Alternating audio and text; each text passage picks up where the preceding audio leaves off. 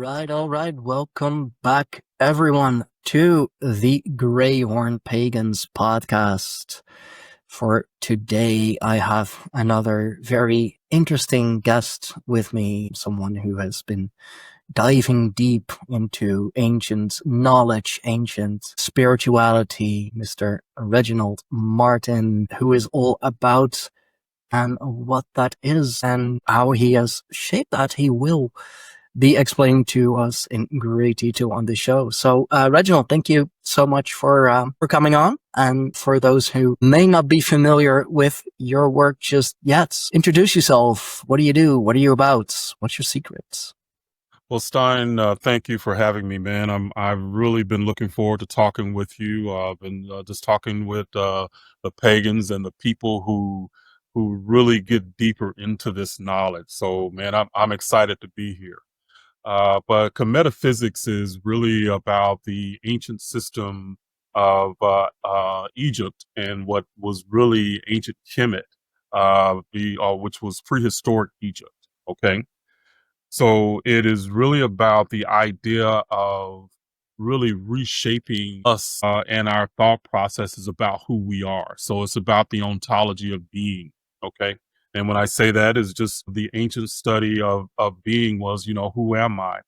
From a Kemetic perspective, we are souls having a human experience. So everything that is spoken about as far as Kemeticism and Kemetaphysics is from that perspective that we are souls first. So instead of trying to reach this exalted state, that exalted state is the foundation and the baseline that we operate from.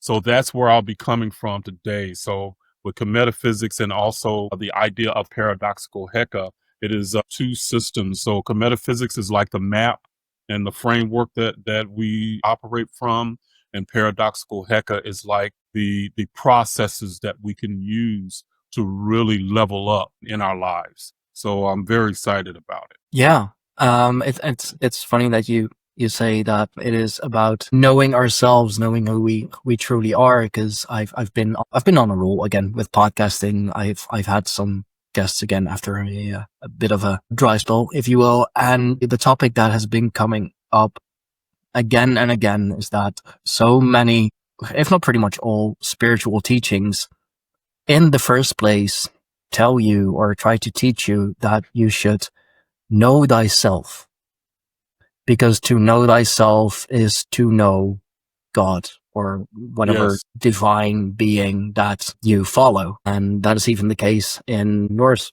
spirituality, Germanic spirituality, because it was Odin, Wotan, the All-Father, who gave us life. He breathed life into us. Mm-hmm. So even in Germanic spirituality, there is something divine in us, like literally our breath, the thing that gives us life is divine in of itself. Beautiful. Love it. Yes. And then you're speaking the same principles as ancient Kemetic teachings. Really, really most spiritual systems have that same thought process. And the difference between that and Christianity is that the ancient teachings taught us that it is about our inner journey. It is about recognizing and remembering our divinity.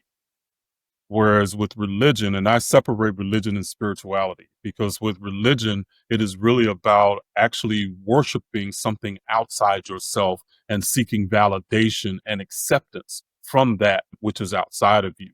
That is two totally different ways of thinking about this. And then it gives you two totally different ways of being. And one causes us self-hate, lack of acknowledging and appreciating who we are, which is religion. And then the other one helps us to develop ourselves and become more of the, how can I say, it's about us. We are expressions and extensions of the source. We are seeds of the infinite that is learning to become more infinite. Yeah. Yeah, no, and that's how I see the difference between religion and spirituality as well. That's why I often say that Germanic polytheism, it's not a religion. It is a way of life. It is a Yes. spiritual path, because we don't have set rules that we should abide by. I mean, nothing else, no different than just the basics, be a good person, be there for your family, be kind to one another, don't kill, don't steal, don't, do all those things. But that should be common sense more than, written down rules that you should be following. Question that I also often get is like, so do you have any religious texts? Is there something like like a Norse Bible, a pagan Bible? No, we don't, because we don't need that. We have the stories of our gods. We have the stories of our heroes that tell us the things that are expected from us, that the ways that we should strive to live. And if you don't, if you make a mistake every now and then, I mean, that's fine. We are, as human beings, at least, we are imperfect beings, always looking for perfection, always looking to better ourselves. And what came into my mind is that spirituality is the hero's journey, but that then religion is really looking outside for that hero to guide you, to tell you what you should be doing. One is truly an inner path, and the other is like, I don't know what I'm doing, please help. Right. Right. Yeah.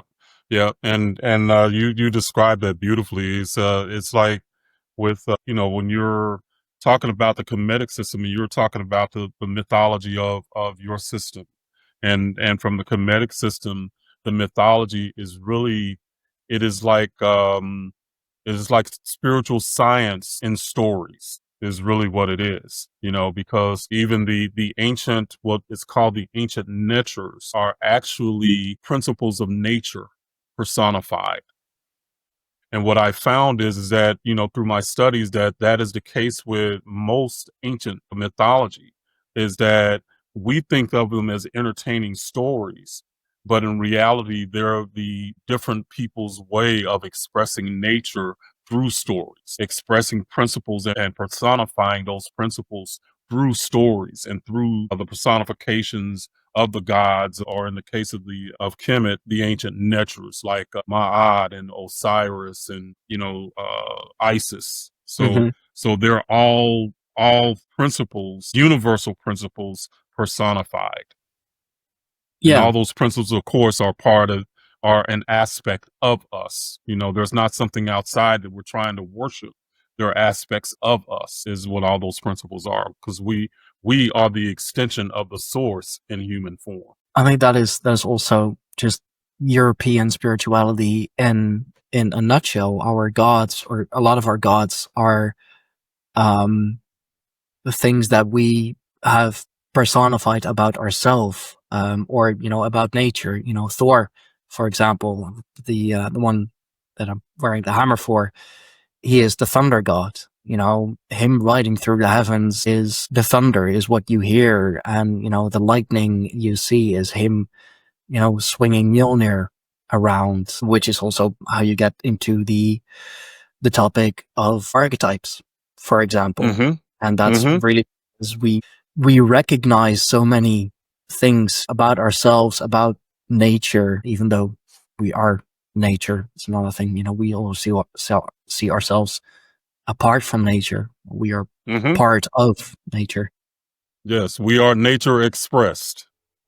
Yeah, absolutely. It's the archetypes is what I find very intriguing. What I've been researching for myself a lot, also in connection to ourselves and the outside world. And it seems that the same stories, the same characters, if you will, always come back, no matter whether it's Northern Europe or Egypt, for example. There's always the same type of story. There's always the same type of character. The story may be told differently, but the characters are very similar, if not the same, just merely an expression of the people of the land that they live on.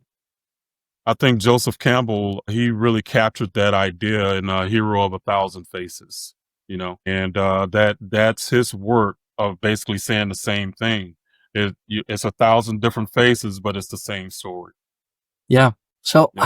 how did in your research, in your opinion, what you have found, how did we go from, this inner spiritual path, this beautiful path to self-fulfillment, to enlightenment, to knowing ourselves, to we need to have something outside of ourselves to tell us what to do, to tell us how to live? Because that seems very unnatural. It is very unnatural, and I can tell this just through the Christian perspective. But it's the same story. All over the world, the places that I visit, it's been the same story that Christianity would usurp the native spiritual systems, and then basically change them to where they're worshiping, you know. Yeah. But from an ancient Kemetic perspective, as I was saying earlier, all that we know of as the Egyptian gods, which is a misnomer. A lot of people don't realize that many of the early Egyptologists were Christians, and so they told the story of ancient Egypt through a Christian lens. So from Oh. their perspective, they believed ancient Egyptians were worshiping half animal and half God people. Okay. So that's the only context that they could understand what these ideas meant. But in ancient Egypt, like, you have Horus that has a falcon head and a human body. What they were actually doing was creating archetypes, an archetype for the idea of the fire of the creator. So the creator philosophically is the initial fire or spark of creation. That spark, of course, disseminates into multiplicity. And Horus became the idea of the spark that is within each of us. And that spark has the ability to enlighten us or to see us more clearly from within. So that's one of the reasons why they used a hawk, was that a hawk has this keen vision, much more keen than human vision. So it is the most perfect representation of the ability to see within, to see through, to see from distances, to see in the dark, to see, all of this. So that's what that idea was personifying, that it's the ability to see within. Okay.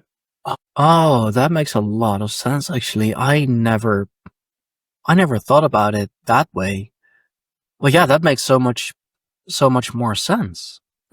Well, see this is the other thing, Stein, is that same principle, Christianity took that principle and created the idea of Jesus that we know of in Christianity as Jesus. Okay. And let me connect the dots here, is that the if you think about it, and if you think of all the poetic terms that are used around Jesus, you'll start to see the connections really quickly. Mhm. So when we think of Horus, he is the enlightening fire, so, or the light of the world. Okay, in other words, the light that drives away darkness. Darkness is ignorance of your spiritual self, of who you are. Okay, so this became, and if you trace it back linguistically, you'll find another name for Horus was actually Yeusa. Okay. And Huh. that's IUSA. So Yeusa, and so I, of course, are interchangeably linguistically. Okay. Yeah. Yeusa became the Egyptian word, or the Hebrew word Yeshua. Okay. Which became the Greek word Jesus. Ieseus, I think it is. I Yeah, forget the spelling. Iesu, I believe it is. Iesu, Or yeah, yeah. that's a better way to pronounce it, Iesus. But linguistically, both those terms from the Greeks and the Hebrews trace back to Yeusa. Yeusa is the primordial fire that basically disseminated into multiplicity. Okay, but As you get to the level of humanity, that's where Yeusa becomes Heru or Horus. So that's how they started to distinguish between the levels. Okay. So Yeusa is universal. Horus is personal. This is the level of us, of humanity. Okay. That fire became lodged in us as physical beings, or the soul in human form, that they called Asar or Osiris. Osiris or Asar actually became the Christian idea of Lazarus. Okay. So you remember the story? I don't know how familiar you are with the Christian story of Jesus raising Lazarus from the dead. Well, Osiris is the people who are dead. They think that Osiris is the god of the underworld, but the underworld is actually Earth. Okay, so Osiris is in the underworld. The spark of God is buried and does not know itself. Okay, so when Jesus comes to Lazarus and says, "Awaken," that is the idea of Horus, or somebody becoming enlightened about who they are, and they are awakening. So raising Lazarus from the dead is actually a soul remembering who they are. Jesus is known as the light of the world.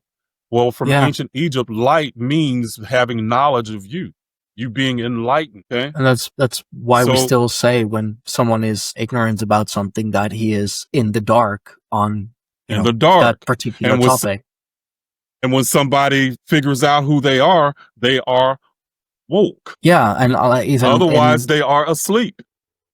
yeah, and Yeah. that's interesting. Like you see that even. Wow, this is connecting so many dots for me. Do you even see it like in popular media? Like, let's say in cartoons, when somebody gets an idea, it's like, a light bulb. Light bulb comes on. The light comes on. They see the light. It's like, hey, bingo. I understand now. I get it. Now That's I can act that's upon what it. the idea of Jesus was supposed to mean. It was never a historical person. Okay? So let's take one of the stories. Let's take one of the miracles, and we're talking about archetypes now. Okay? So let's Sure. take this to an archetype. So one of the miracles, well, I'll ask you this, Stein, have you ever been in a situation where you have had emotional turmoil, where you were really dealing with some difficulties, and then at some point you overcame those difficulties, and then you were okay. You calmed yourself, and you were okay afterwards. Yeah, I've I've been through plenty of those. Yeah, and most human beings have. It's just a normal things that human beings have. Okay? What I just described to you was the miracle of Jesus walking on water. Let me explain. Yes, please. So think about it. So as an archetype, Jesus is the light bulb that comes on, the aha moment. Okay? Yeah. So Jesus supposedly, and if you remember, the 12 disciples and Jesus were in a boat, and all of a sudden a storm comes up. The storm is the storms of life. The water was raging. The water is our emotions, our emotional state. The 12 disciples are aspects of our personality that we go through as we're developing as souls having a human experience. Okay? So the disciples said to Jesus, "Hey, wake up, wake up. We need you. We need you out here." And Jesus wakes up and says, why are y'all all upset? So Jesus wakes up, says something, calms the storm, and he's walking on the water. So emotionally, that is the archetype of when you calm the storm, and now you're rising above the emotional state, the turmoil that you were in, and you're able to walk calmly above the storm. Okay. I mean, when you explain it like that, it makes so much more sense than somebody actually walking on water. Yeah, it really does. It makes a lot more sense that way than it being some miracle of one individual that had the ability to calm the storm. The story of Jesus is about all of us. It is the function of how we function as human beings. That's what that story was supposed to mean. So the change that was made, and this is going back to your original questions, where did that change come from? How did it change from it being an inner journey to external worship? And that's where it's changed from it being an archetype for all of us rather than being something that we were supposed to worship. That's where the change came. That's where it came. When they historicized these ideas, it pulled it from an inner journey, pulled it outside of us to something that we were supposed to worship and emulate rather than tools, mental technology that we use for ourselves and calming our own storms. Yeah. Wow.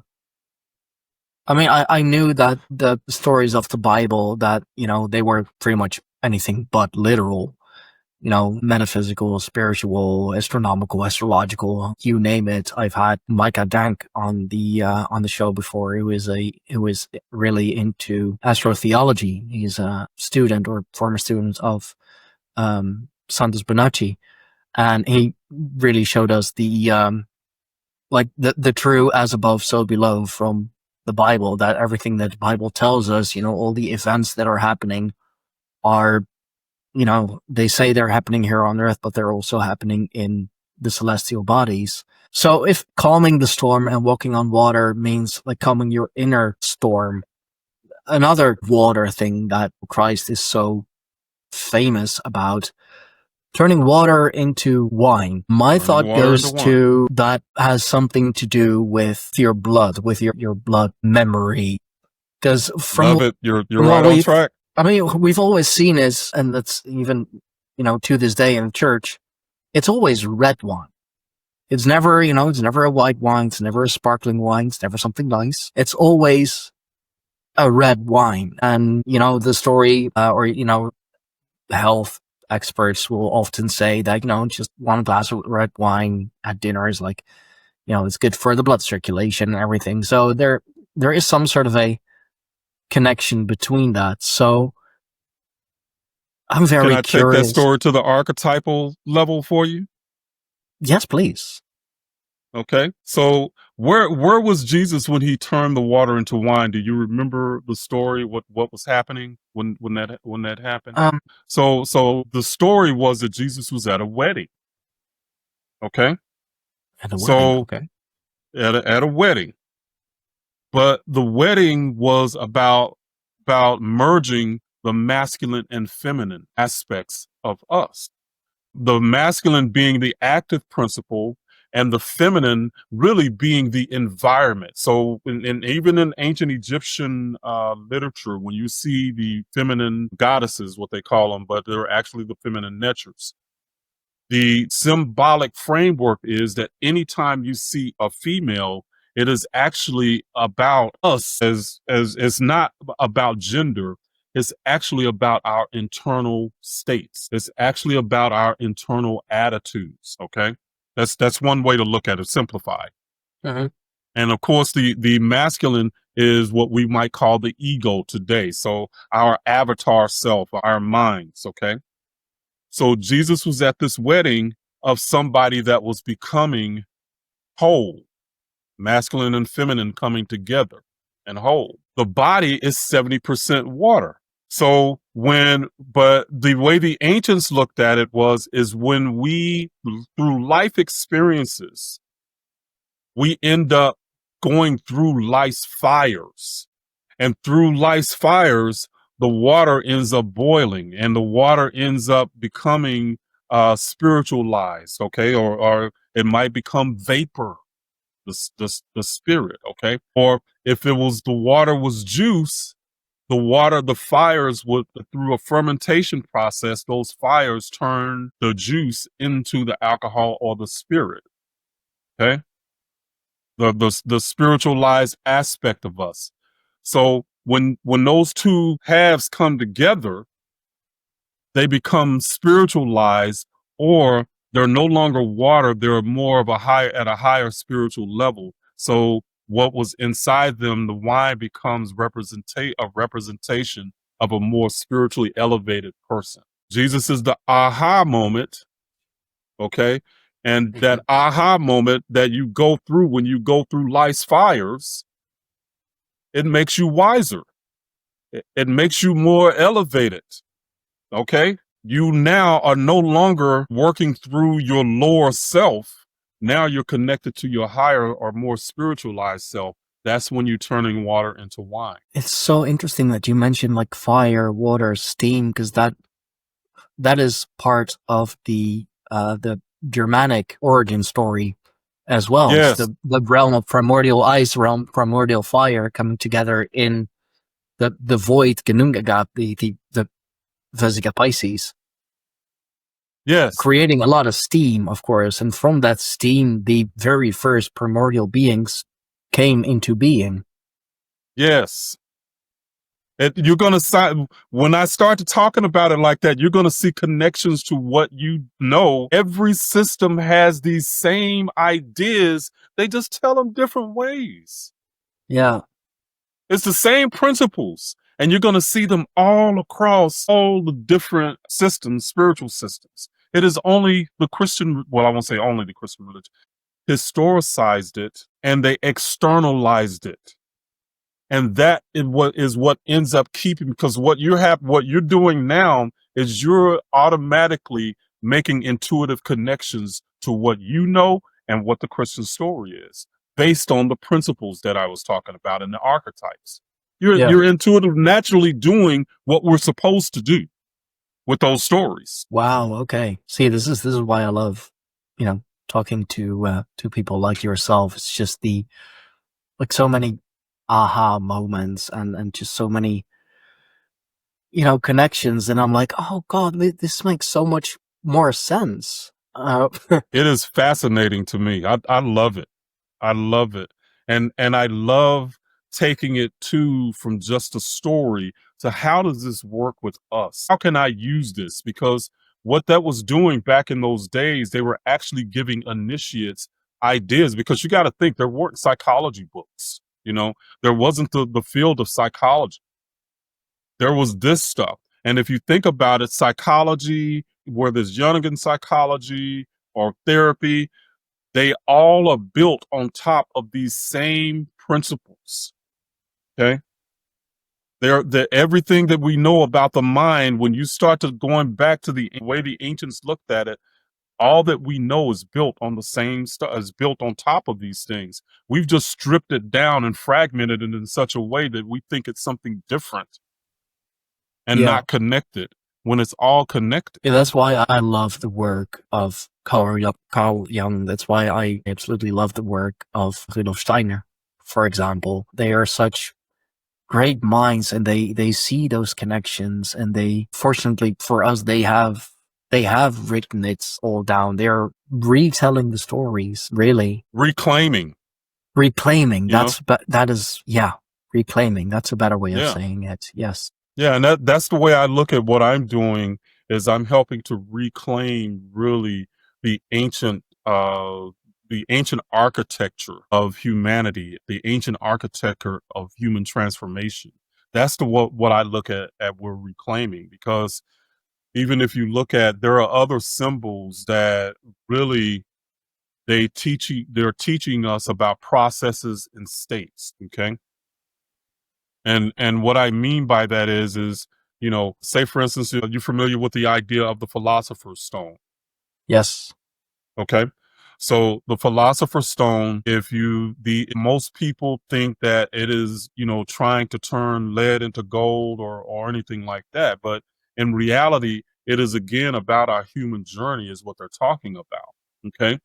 And the philosopher's stone is the idea of really operating from the indestructible aspect of who you are, which is the soul, okay? Or what we might call a soul. I like to say essence. Yeah. So, so that is like the ultimate state. And from a Kemetic perspective, you operate from that state as your baseline. And what happens is as humans, rather than, because most times we operate from a place of an idea of brokenness. Okay, that something is wrong with us, that we need to fix, that blah blah blah. Okay, that's how you're a born sinner. You're wicked.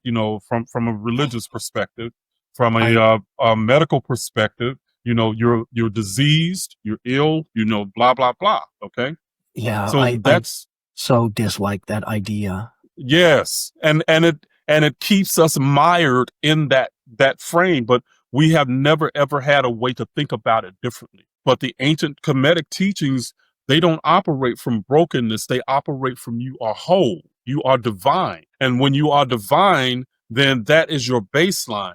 But as humans, we can get misaligned with divinity.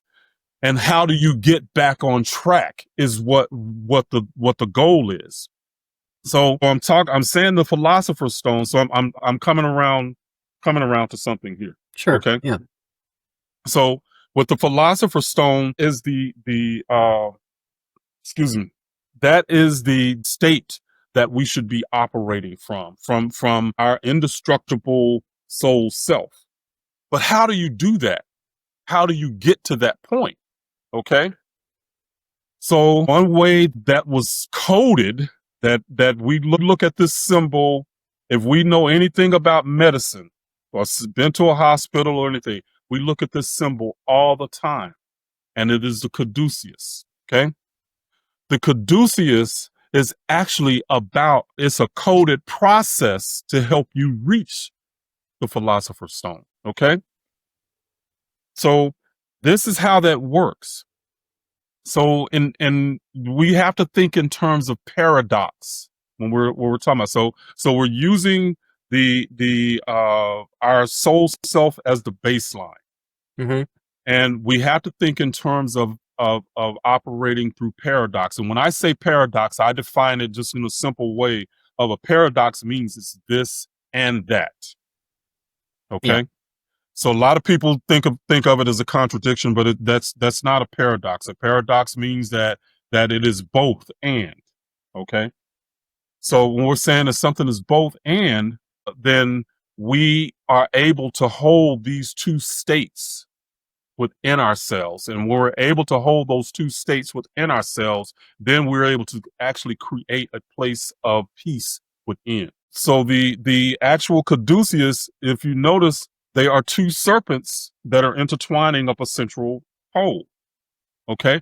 The two serpents can be symbolized. They can symbolize our parasympathetic and sympathetic nervous system, but they're not fighting each other. They're intertwining up this central pole. What we do in the ontology of brokenness is say we talk about shadows, and shadows we either try to ignore them or we try to bypass them. And when I say bypass, say for instance, we might use affirmations to not acknowledge the shadow. We don't acknowledge it. We just try to bypass it and jump over it in a sense to become whole. But it doesn't work. It doesn't last. Okay. If it does work at all. Okay. But what the ancients were saying is don't bypass it. Actually use that shadow as your fuel for transformation. The way that you do that is you work through paradox. So you might make a statement of, say, for instance, you might be working on your job. Okay. And you're stressed out. Stressed out with, trying to get your deadlines, because you want to be successful at your job. Okay. So when you're stressed out, a lot of times what happens is people try to deal with the stress. They deal with the symptoms. But another way to do that is to go beyond that. And what that does is to use paradox, is to say, even though I might be stressed in my job, okay, I honor that stress. And I recognize that I love and that I completely love and appreciate who I am. Okay. What I just did was created or spoke two truths, because the person would be stressed, but they can also recognize the state of their soul self and their being, and they can love what that is. And once they can acknowledge those two states, your nervous system has to cohere and create a point of peace. Yeah. So your nervous system intertwines, and then you reach the globe on that caduceus is just the enlightened state. You reach the philosopher's stone by reconciling those two poles rather than trying to fight or ignore or overcome it. Okay. Yeah. So the ancients already had this stuff coded for us, but a lot of times we get the Cliff Notes versions and we get fragments that we don't end up dealing with or understanding. Yeah. No, I like what you said about the shadow. That seems to be a thing of, well, let's say more modern spirituality, Yeah. the comfortable type of spirituality. Like, oh, we're all love and light, and as long as we don't, like, indeed, as you said, as long as we don't acknowledge the shadow, then it doesn't exist. Bypassing. Yeah. Yes, very spiritual bypassing. And I tried that because, yeah, acknowledging your shadow, acknowledging the things that are, not to your liking, let's say, it sucks. And it sucks having to work through that. But this is the thing, though, Stein, is that when you operate in paradox, you don't judge it. No, you acknowledge it. And that's something that I have been working on for 4 years. And that's why, I have named my tribe, and therefore also the podcast, the Greyhorn Pagans, because I do consider us, or at least myself, to be a little bit of both. I am at that middle part. I can function in the light. I can be the light that is needed. But, if some work needs to be done in the dark, in the shadow side, I can do that too. And yeah, and that's all of us. It's a normal state. So it's like we've gotten into these modes of, we try to ignore the shadows, when the shadows, if you think about it, put it into this context, every shadow is where your desires come from. Without shadows, there is no desire, because the shadow is something that you may be blind about, or there is something that you want to change about yourself, or something that you feel like you're missing, that causes the desire. That's the shadow. And the ancients saw that shadow as fuel, not something to fight against. It's something that you use. And that's through paradox, you're able to use that to help your transformation, rather than you trying to ignore it and bypass it. We all heard of the terms toxic positivity. God, yeah. Yeah. So and that's what you were just explaining, toxic positivity. Oh, we're all love and light, No, sometimes I want to kick ass. Yeah, I mean, it's only natural. It's only natural. Yeah. Sometimes I get upset, it's just natural. It's human. Those are human, and very human emotions to have. Yes. And then rather than judging ourselves as lacking or something is wrong, we recognize it, we acknowledge that state, and then acknowledge that we are light as well. Yeah. Acknowledge both, and then you're able to create peace. And that's what I call the Trinity in that sense. You acknowledge both states, and then you're able to create the peace within yourself. That's the ultimate state. That's the philosopher's stone, when you're operating from that indestructible space of who you are as a soul having a human experience. Man, those things are powerful when you really look at them that way. They are. And that's, if that is, I have had alchemists before on the show. It's so fascinating, everything they told me. But it also makes sense that, the Philosopher's Stone grants eternal life. There's a possibility that it also does physically, but it is indeed your soul. Your soul is pure energy. It's pure being. It doesn't die. It doesn't go away. It can merely transmute into something else. And that's also the transmutation of it's lead indestructible. into gold. Yeah. It is indestructible. So that's the idea of the stone. It's just, as a soul, you are indestructible. Your body might change around that, that soul. You live thousands of lives. We live thousands of lives. That's the way the ancients taught that idea. The ancient Egyptians and Kemetians, they taught that idea. We live thousands of lives. The body might die, but the soul is indestructible. It never does. Mm-hmm. So everything that we use life as our training ground for that indestructible aspect of us. So life's tribulations and trials are actually the things. So when I was saying earlier that we are seeds of the infinite, that light within us, each of us, is a seed. that can become more. So we are here learning. I like to say we're gods and goddesses in training. And we're here learning to become more and more of who we are. We're here to expand. And in so many of our systems today, we try to teach restriction or contradiction when it Yeah. is really about the paradox. Become more and more of who you are. That means the light and the dark have to be acknowledged. It's a part of you because it's a part of creation. Yeah. And it's One cannot exist without the other. no, that's very true. Also, darkness is merely the absence of light. And just because, it is light doesn't mean there is no darkness. It's just, there is no darkness temporarily. Because as soon as the light goes out, well, guess what? It's dark again. Right. It's always there.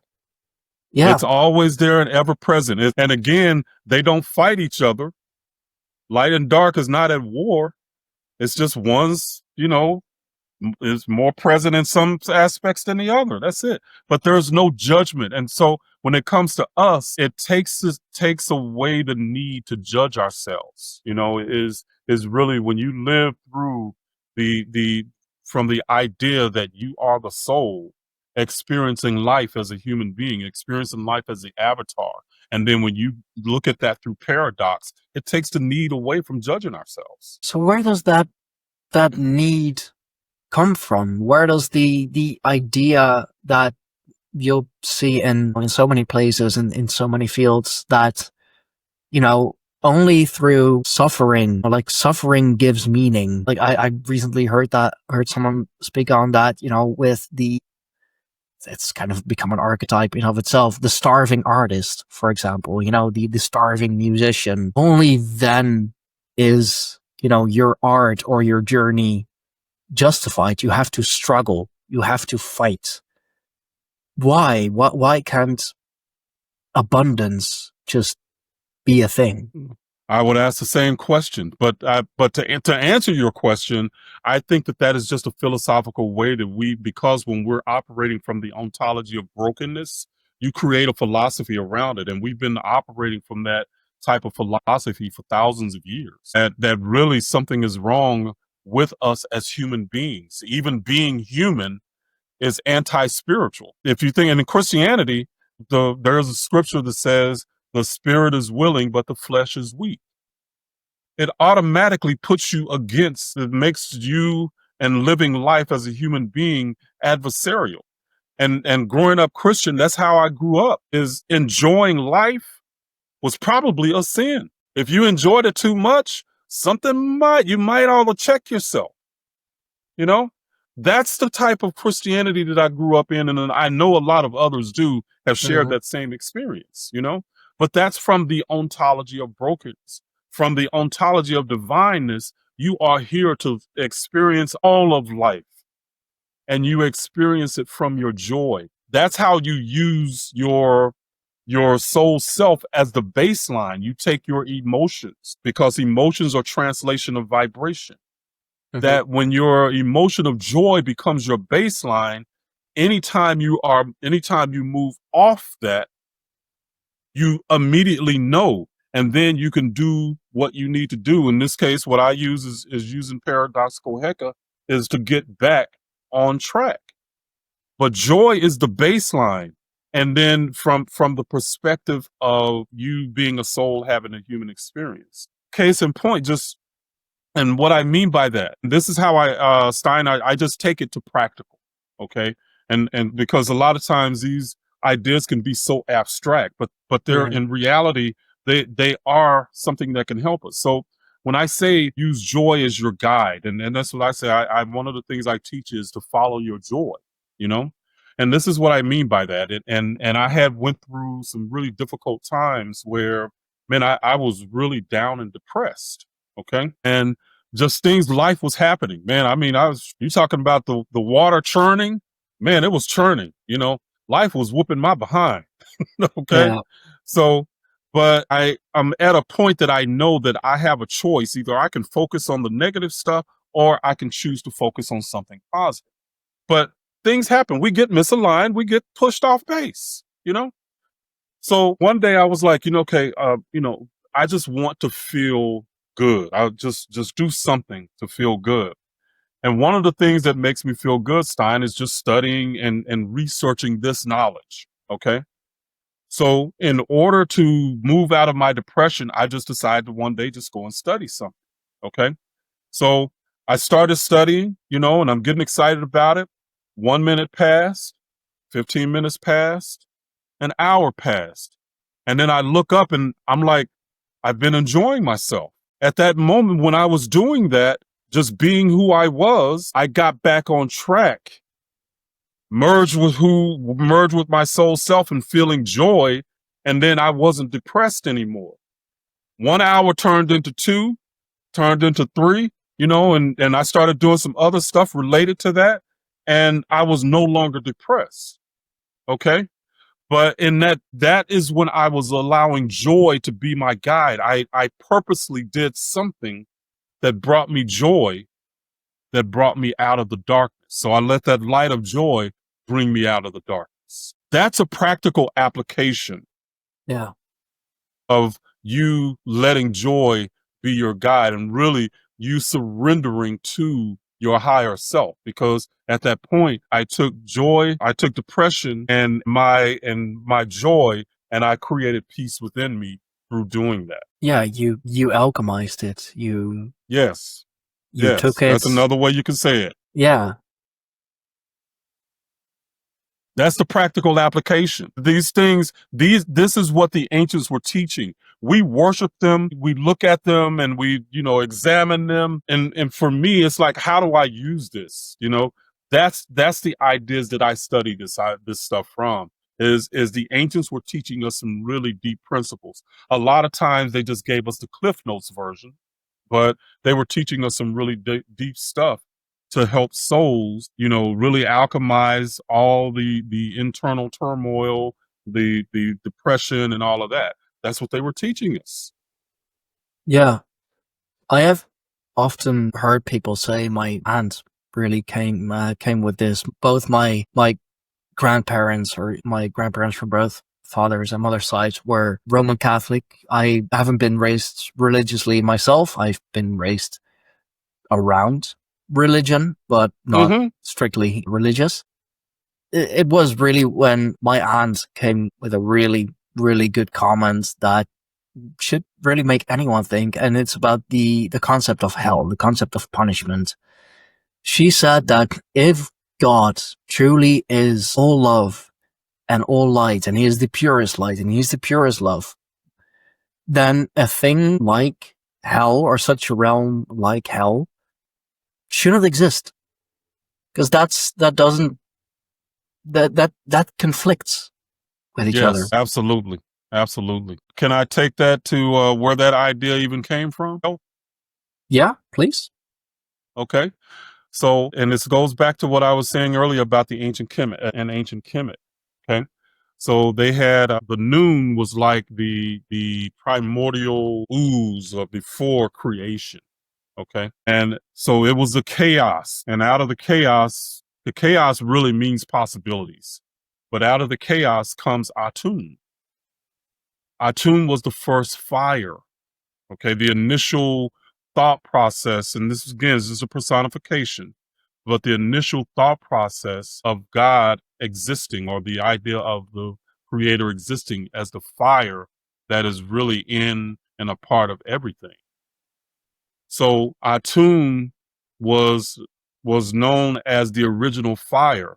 Atun was a lake of fire in which souls are born. So rather than hell, in other words, it's the original fire that everything comes from.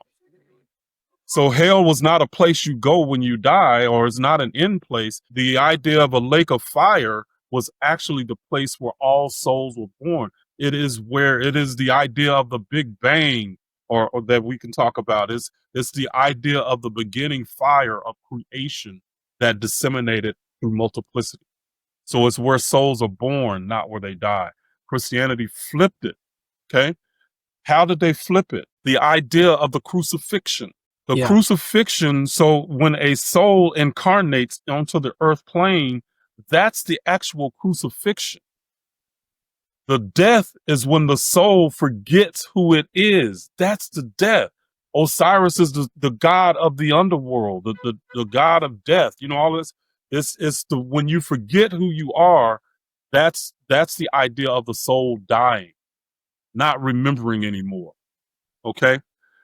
When you that's the idea of the earth, air, fire, and water being the principal elements needed to cross over into physical reality. The resurrection, the way that you can imagine this, Stein, is just think of the journey of the sun, because that was the metaphor that they used. That was the idea of Ra. Okay? Yeah. But when the sun sets, it dies. But the sun is a metaphor for the light of us, each soul. But it dies or forgets who it is. And then it has to go and travel and traverse the underworld before it comes back and rises again in the morning and resurrects or remembers who it is. And brings back the light and the warmth and Come back into the light, you come back into the warmth, you come back in. But as you're in the night, in the underworld, which is the human aspect of our journey, you're going through all kinds of stuff. The dark night of the soul. Dark night of the soul. That's actually Christmas. Christmas. Yes. Think about it in the journey of the sun. If you look at a wheel, okay, and you think about the 4 seasons, Christmas is at the winter solstice. Yeah. That is when, you know, that's the darkest. The night is longest and the day is short. Nights are longer than days. Yes. Yeah. And then the birth of Jesus, if you look back linguistically, the I and J are interchangeable. Well, how did the J come about? Because the I was the idea of Yehusa, okay, that ended up starting back on his journey upward. It hadn't made it all the way. It just started back. That was the birth of Jesus. J. The J was the I with a little swoosh at the bottom, starting on the way back up to the light. Okay. Yeah, I can see that. Yeah. That's one way you can look at the letter J, why it was invented, because the J wasn't invented until around the 15th or 16th century. There was no letter J. No, it was just the I, and depending on the I place. and Y.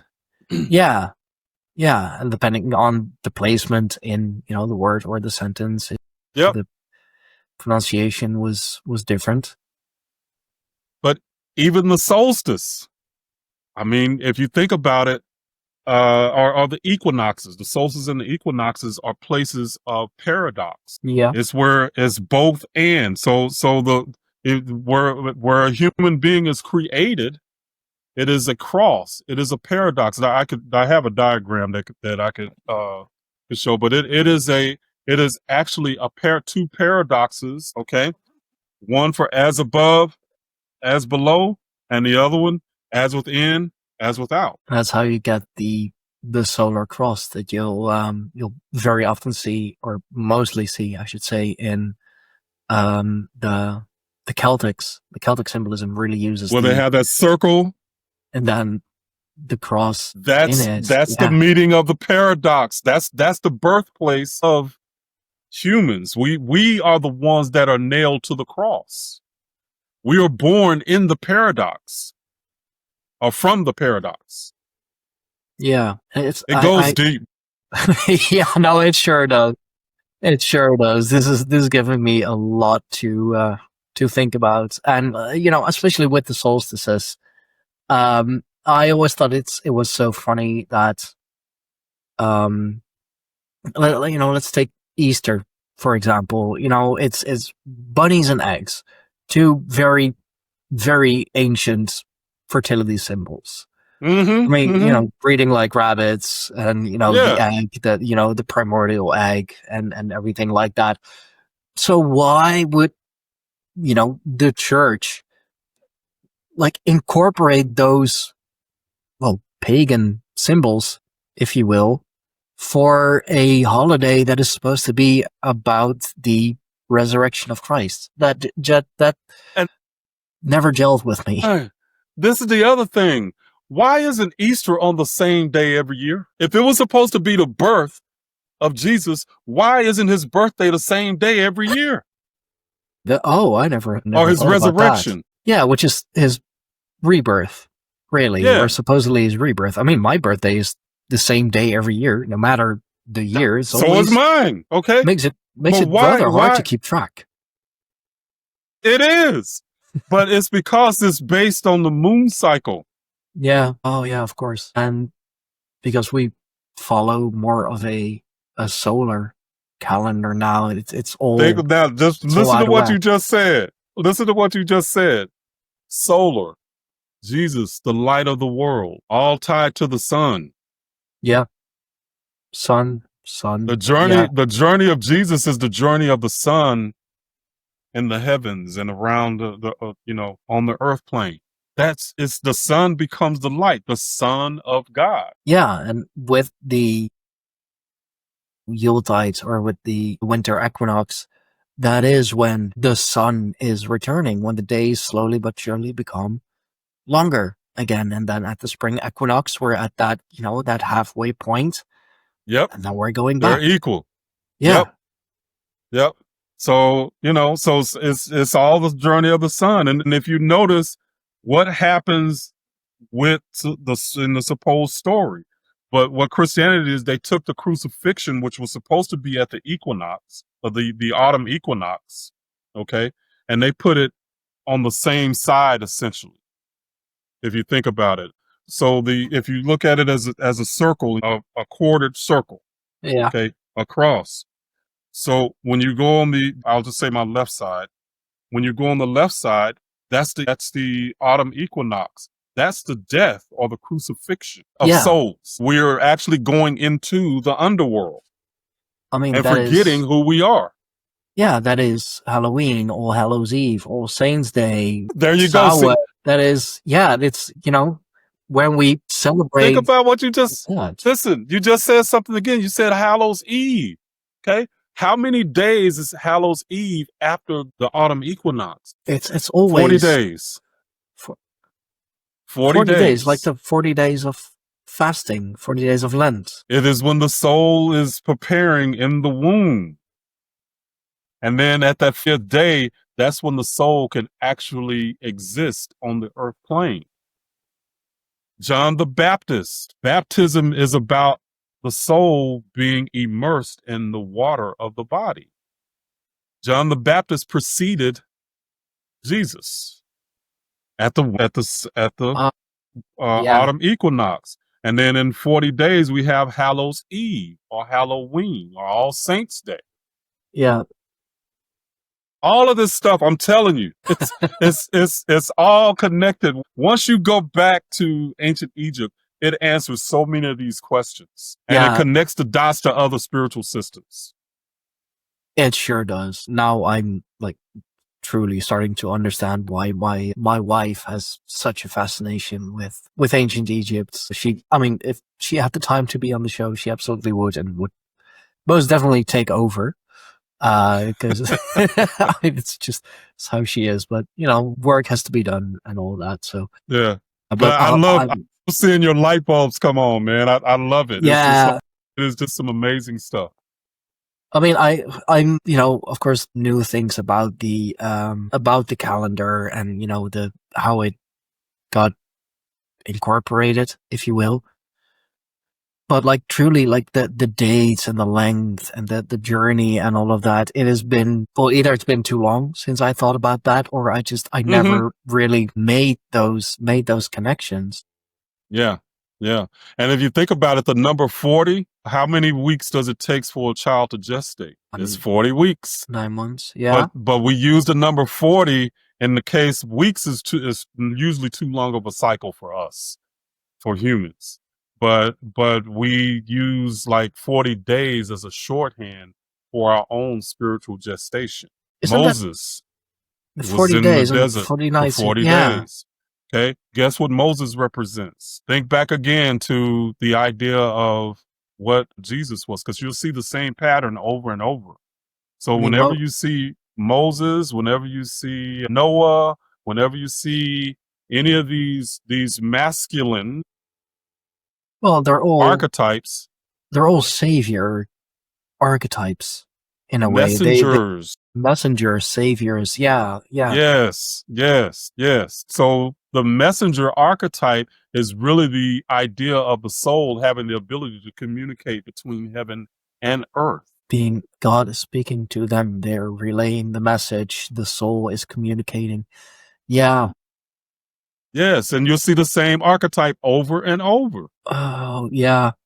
And it's so interesting. Like the number 40. You'll see it like even in stories like Alibaba, for example. Yep. The 40 bandits that he had. Yeah. There are a lot of people who would say, life starts at 40. A lot of friends of mine, for some reason, they're always in their 40s. I'm so often with 33 years old. I'm so often the youngest one in the crowds. They're all in their 40s or 40 plus and all of that, and it's just Yeah. yeah. Yeah. Usually when the people have their midlife crisis around 40 years old. It's like Yeah. that's the birth of you going like, why in the hell am I here? That's really what happens around the midlife crisis. You start to question everything. Why are you doing what you're doing? Because it's a new birth. Yeah, it's a new birth of you as well, because you're Yes. at the And that's halfway what I meant. point. Yes. Yeah. You're becoming something different than you were before, because now you're looking at life a different way. Now you're looking at life and go like, okay, I've been doing this for all these years. Why?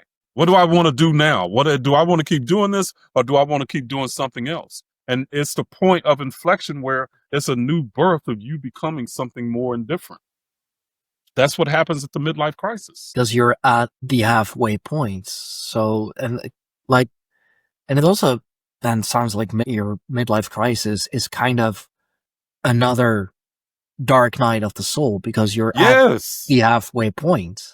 Yes, you go through a dark night at that point. Trust me. Yeah. You go through a dark night of the soul. Because you start to question everything that you had been doing up until that time. All of a sudden, if you're not really living your purpose, all of a sudden all that stuff can become meaningless. And then it's like, what do I do now? And man, it's a tough deal to go through. I bet. I mean, luckily I have another 7 years to try and figure things out before I'm 40. You're awake. You probably might reach that point earlier. Great. But now you know what it is, so you can handle it better. Yeah. Okay. Yeah. So so you're prepared to handle it better than somebody who is not awake, because you'll recognize it when it starts to happen, and then you're able to go, okay, this is what's happening now, so this is what I can do.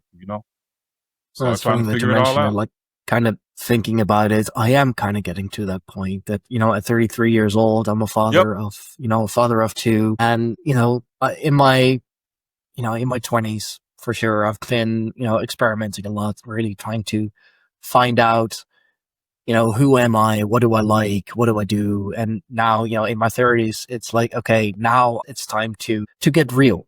And I've kind of, I've done my fair share of experimentation, of thinking about who, what, where, and all that. Yeah. So you've already reached that point. It's time to get real. It's time to, create some stability. It's time to become a grown up, I guess. Yeah. Sort of. So you've already reached that point. So you're navigating it. So, where do you want to go? What do you want to do? So you're navigating through it now already.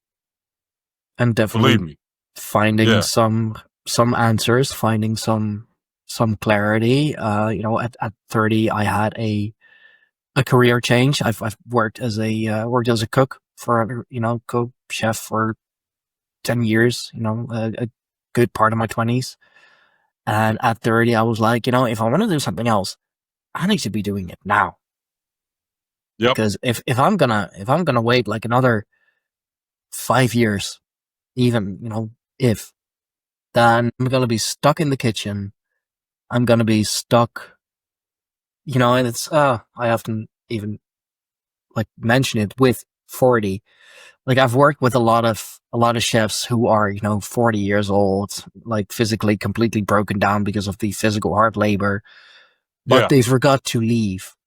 And Yeah. now they don't know any better. They can do anything else. They don't have any Too other afraid. real work experience. They don't have any other diplomas or certificates or any of that. Yeah, and a lot of times what keeps us in those places then is just fear. Because we fear the unknown. We fear change. But that again, the ancients would call that the void. You know, that you fear that unknown place, that liminal state, as we said psychologically today. And they Yeah. don't want to go through that. So they stay. They'll stay stuck, you know, until something pushes them out. Yeah, stick to what you know. Stick to what you know best. And if It's that's, comfortable. yeah, Yeah. because you know what to expect. You know the daily routines that you go through. So you really, I mean, that's also a thing that I noticed, especially in my later years. Like I could just turn my mind off and do everything on autopilot. Yeah. I really didn't have to think about it anymore. It's just like, oh, okay, just yeah, do this, do that, do that. There you go. Yeah. I think it was Benjamin Franklin that said once, I think it was Benjamin Franklin, he said, most men die at the age of 25 and wait for the grave to catch up. You're mentally dead by 25. Most people. And then they just live the rest of their life on autopilot, what you was just describing. Not really growing, not really doing Just much. existing. Yeah. Oh, No man. spice in life, man. I'm like, you know, Stein, I decided in my piece that I would never ever look back on my life and wonder what if. What if I had a did this, or what if I had a tried that? I never ever want to look back on my life and look back on it and go, you know, I wish I would have. Oh, I yeah. refuse to live that way, and that's what I've done for. You know, I'm in my 60s now, but that's what I've done for most of my life. Is that I've done the things that I've wanted to do. Now, has it always been fun? You know, smooth ride? No, but I'd rather live like I've lived than not. Yeah.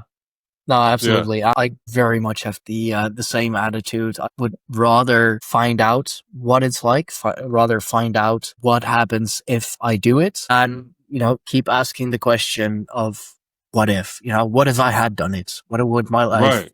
look like? What if I, you know, what if I took that step? What if I did take that job? Right. Those are regrets that I never ever want to have to deal with. And I'm not. So, you know, I mean, but you know, when I pass out of this body, Stein, and you know, and I'm having my life review, when I'm going down that hall, I'm gonna be running and I'm gonna make a second base slide and be like, woo, what a ride. Yeah. I mean, at least you have lived then. Like Yes. you've taken everything out of life that that you could, you know, and it's, I mean, that's going to be a hell of a movie to watch back. Yeah. Yeah, absolutely. Absolutely. So that's I can say to you, you know, as a young man, dude, just take the bull by the horns, live life on your terms, nobody else's. Create life on your terms because that's what you're here to learn to do. Is you're literally a creator.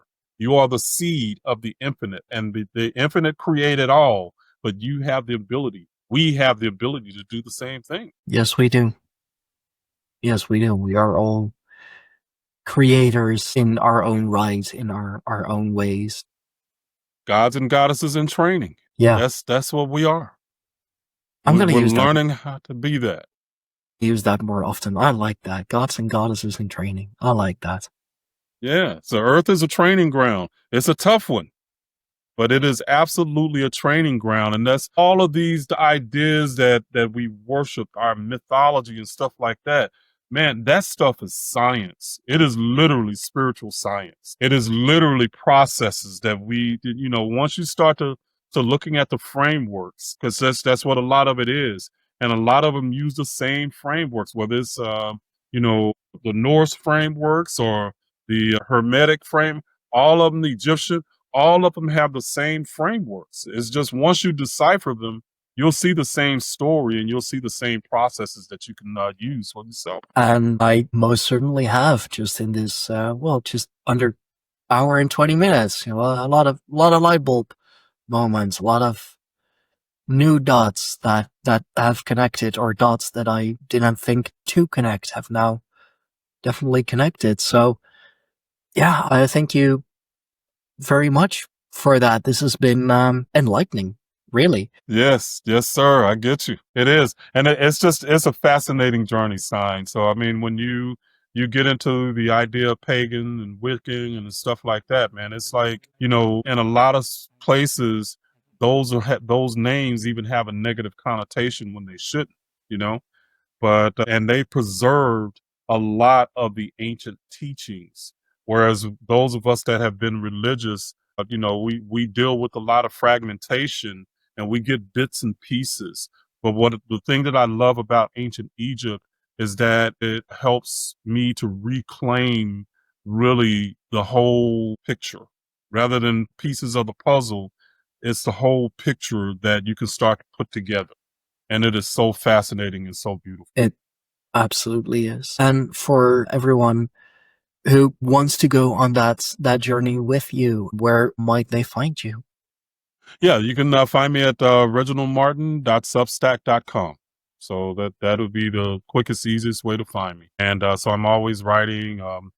If they're interested in the human architecture, that foundation in paradoxical Heka, I actually have a download that they can actually get if they go there, and they can go to the website, and you'll see human architecture or hidden architecture, and then there's a download that they can get, and it can actually teach them the paradoxical Heka, give them a good foundation of it. Awesome. Sounds great. Sounds like something I should be forwarding to my wife. She's gonna love this one for sure. I might have to send it over to her early so that she can be the first one to watch and listen to it. I will, of course, make sure that all the links are in the description box below the video.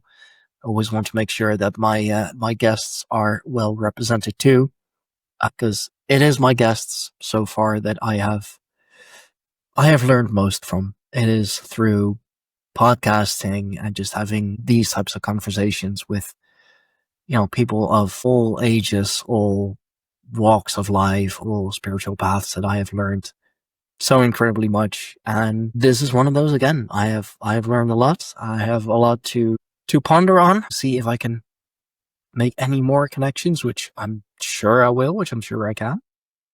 Yeah, Stein, I didn't even touch the tip of the iceberg on a lot of this stuff. It's just, it goes so much deeper, but it's just fascinating the deeper that you go into it, really. I mean, you are more than welcome to join again sometime. I'm sure there is a lot more that we can discuss, a lot more that we can talk about. Oh, absolutely. I'd love to. You let me know anytime. I will. And for my lovely audience, thank you all so much for watching. Thank you all so much for listening. Again, I hope you learned as much as I have now, or maybe even more. Let me know in the comment section down below. Leave something nice in the comments. Or not, free will, free choice. Make sure to like, share, and subscribe. If you are listening to this on Spotify or Apple Podcasts, do leave us that 5-star rating. It's a small effort, but means the world to us. For more on the tribe of the Greyhorn Pagans and the Greyhorn Pagans podcast, go to our website, www.greyhornpagans.com. And for early access to all the podcasts and bonus material, find us on Patreon, patreon.com/Greyhorn Pagans. I guess that is everything that I should be doing as a good content creator, as a good influencer. So thank you all. Have a good day. Have a good night, whatever it may be for you. And I will see you all next time.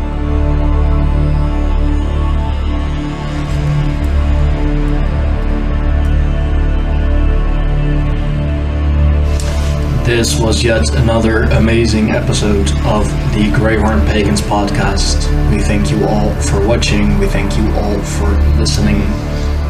Remember to like, share, subscribe, and hit that notification bell so you will be notified whenever we upload something new. Support us on Patreon for early access and for everything else that we do with the tribe, for everything else that we do with the podcast. Find us on www.greyhornpagans.com. For now, we thank you